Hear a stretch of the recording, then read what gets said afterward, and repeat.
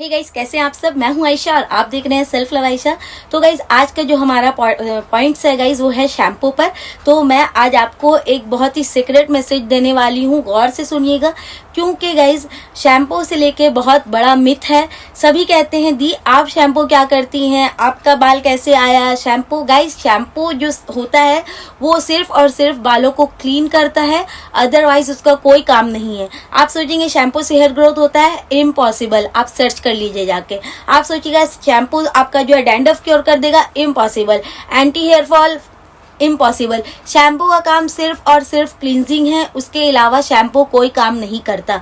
अब गाइज आ गया point number 2 कि करना क्या है। तो गाइज, शैम्पू को आप डायरेक्ट अगर स्कैल्प पे लगाएंगे तो आप गंजी हो जाइएगा। ये बात बिल्कुल सच्ची है, बुरा लगेगा सुनने पर, लेकिन ये मेरे साथ हुआ है। मैं हमेशा शैम्पू करती थी, मैं यहाँ किसी ब्रांड का नाम नहीं लूंगी, लेकिन मैं जो शैम्पू करती थी गाइज, डायरेक्ट स्कैल्प पे लगा लेती थी गाइज। मैं डायरेक्ट ऐसा, मैंने एक शीशी लाया, एक रैपर लाया बाहर से, इसको फाड़ा और हम नॉर्मल सभी करते हैं ऐसे, डाला शैम्पू और इसको इस्तेमाल करना, मलना यहाँ पर क्रॉन एरिया में स्टार्ट कर दिया और बाल भी यहीं से उड़े।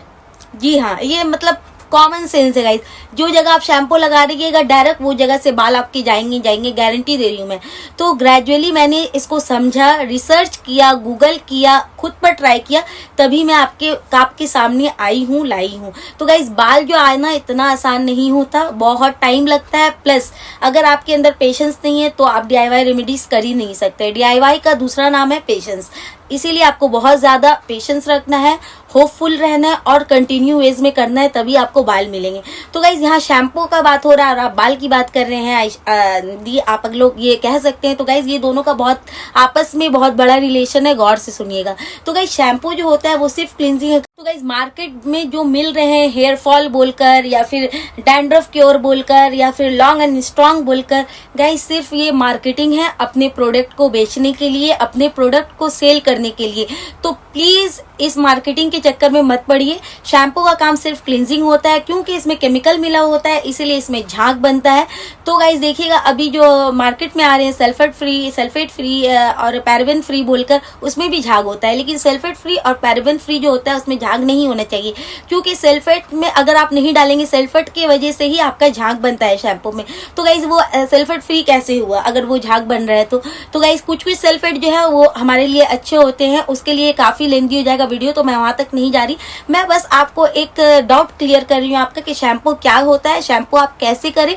हेयर ग्रोथ पर बहुत बड़ा असर पड़ता है, हेयर फॉल पर बहुत बड़ा असर पड़ता है शैम्पू का, अगर आप गलत वे में यूज करते हैं तो।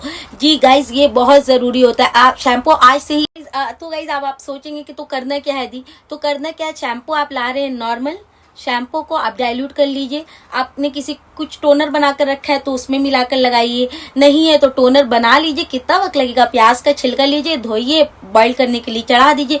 वो पानी से आप उसको रिंस वाटर, अपना हेयर को लास्ट में रिंस भी कर सकते हैं। बहुत इंपॉर्टेंट होता है हेयर रिंस गाइस, वो क्योंकि हमारा स्कैल्प गीला होता है, तो उस वक्त आप कुछ भी प्रोडक्ट अपने बालों पे डाल रहे हैं तो बहुत जल्दी एब्जॉर्प्शन होता है उसका।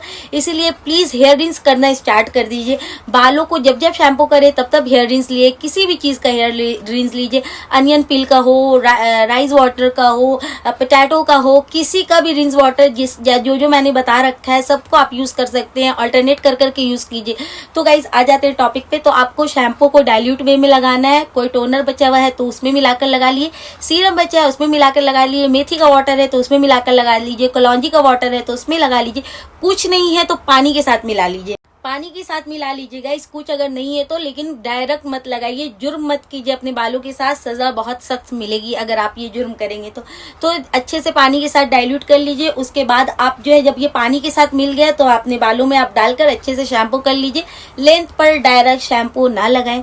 स्कैल्प में जो लगाते हैं वो आहिस्ते आहिस्ते नीचे उतरेगा, उसी से ये साफ हो जाएगा। अगर आप यहाँ पर लेंथ में लेके अलग से शैम्पू लेके अगर आप लगाइएगा तो यहाँ फ्रीज आएगा, ड्राइनेस हो जाएगी, ब्रेकेज का प्रॉब्लम हो जाएगा।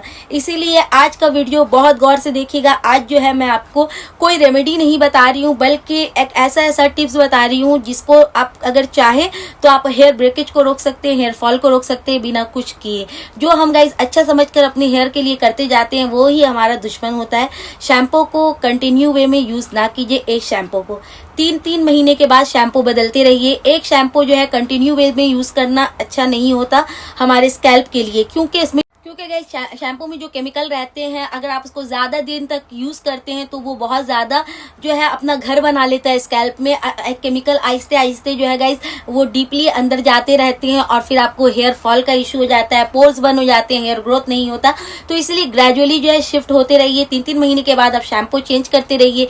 3 महीना नहीं कर सकते तो 6 महीना में, लेकिन आप शैम्पू चेंज करते रहिए। एक शैम्पू पर डिपेंड होकर मत रहिए। हेयर फॉल हो रहा है तो हेयर फॉल का शैम्पू उठाकर मत लेके आइए, बल्कि हेयर फॉल हो रहा है तो अनियन पील का वाटर बनाइए, उसमें शैम्पू डालिए, अच्छे से विस्क कीजिए, उससे आप शैम्पू कीजिए। उसके बाद गाइस रिंस वाटर में आप वही अनियन पील का वाटर आप यूज कर सकते हैं। देखिएगा बहुत अच्छा आपको रिजल्ट मिलेगा। उसके अलावा गाइस नहीं समझ में आ रहा तो करी लीव्स लेके आइए। करी लीव्स को बॉईल कर लिए धो धाकर, उसके बाद उस वाटर में आप शैम्पू डालकर उससे धोइए बाल। और लास्ट रिंस भी आप करी लीव्स का बॉइल वाटर से कर सकते हैं। गाइस आपका हेयर फॉल कंप्लीटली रुक जाएगा, प्लस गाइस आपको हेयर ग्रोथ नजर आएगा, वो भी हेल्दी वाला, और डैंड्रफ भी।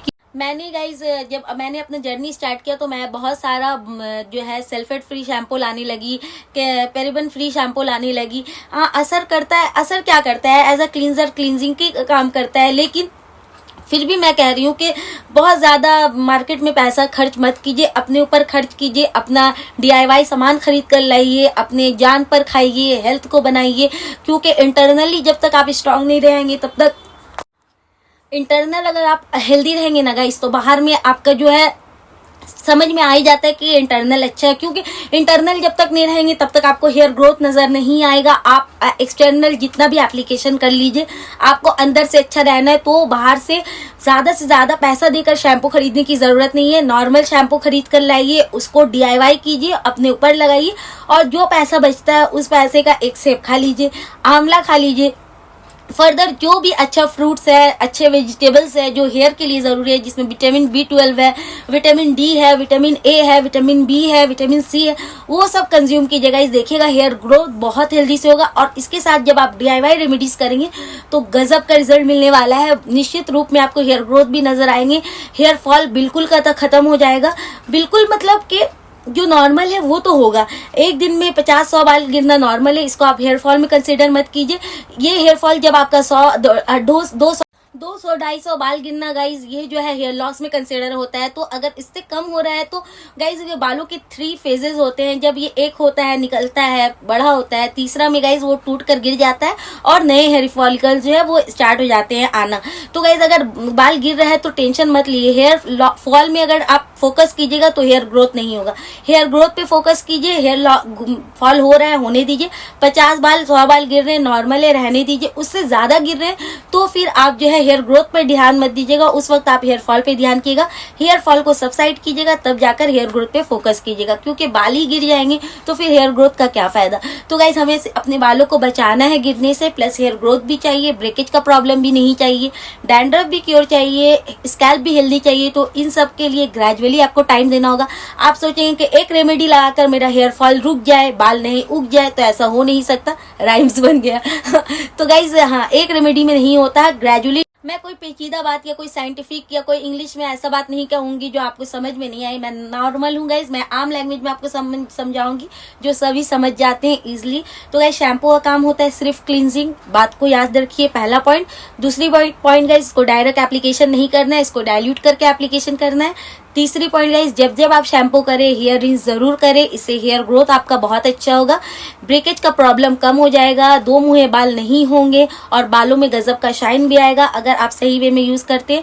चौथा गाइस, DIY रेमेडी जो है वो बहुत जल्दी असर करना स्टार्ट हो जाएगा अगर आप शैम्पू को डाइल्यूट करके लगाएंगे, या फिर आप जो अपने स्कैल्प को हेल्दी कर लेंगे रिंस वाटर के जरिए, तो आपको DIY जो रेमेडी आप करेंगे तो वो काफी हद तक वो असर करना स्टार्ट कर देगा। क्योंकि आपका स्कैल्प जो है वो हेल्दी होना स्टार्ट हो जाएगा। गाइस हेयर रिंस जो हम गीले बालों पे करते हैं तो वो जो है असर जो है ज्यादा करता है, क्योंकि एब्जॉर्प्शन ज्यादा होता है गाइस उस वक्त जब आपके बाल गीले रहते हैं।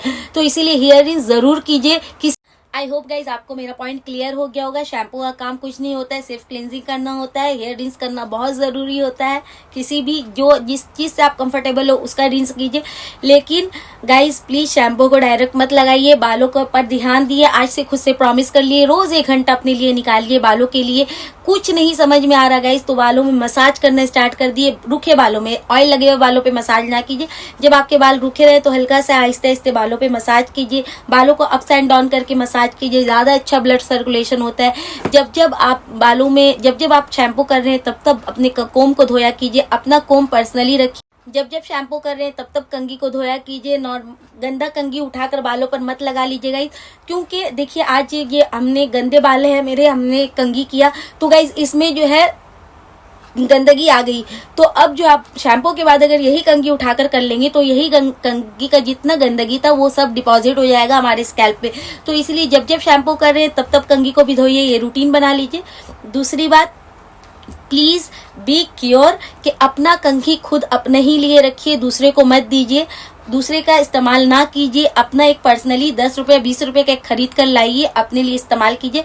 ज़्यादा अच्छा है तो वुडन कोम यूज़ कीजिएगा। इस मेरा पास भी वुडन कोम है, लेकिन मैं जब स्कैल्प में ब्लड सर्कुलेशन चाहते हैं आप तो वुडन कोम लीजिए। और कम से कम किसी भी रेमेडी को करने से पहले 5 से 10 बार एक जगह पर ऐसे ऐसे ऐसे ऐसे आप करते रहिए ताकि ब्लड सर्कुलेशन उस जगह का तेज हो जाए। उसके बाद आप कोई भी रेमेडीज कीजिए गाइज, क्योंकि वुडन कोम से गाइज आपका वुडन कोम से गाइज ब्लड सर्कुलेशन काफी अच्छे से होता है, तेजी से होता है। और प्लस गाइज हमारे बाल जो ऐसे ऐसे खड़े हो जाते हैं वो इसका मसला नहीं होता है। प्लास्टिक की कंघी है वो मसला होता है। तो इसीलिए प्लास्टिक की कंघी अगर ऐसा टाइप के आपके पास कोम है तो आप इसको सिर्फ टैंगल फ्री करने के लिए यूज कीजिए।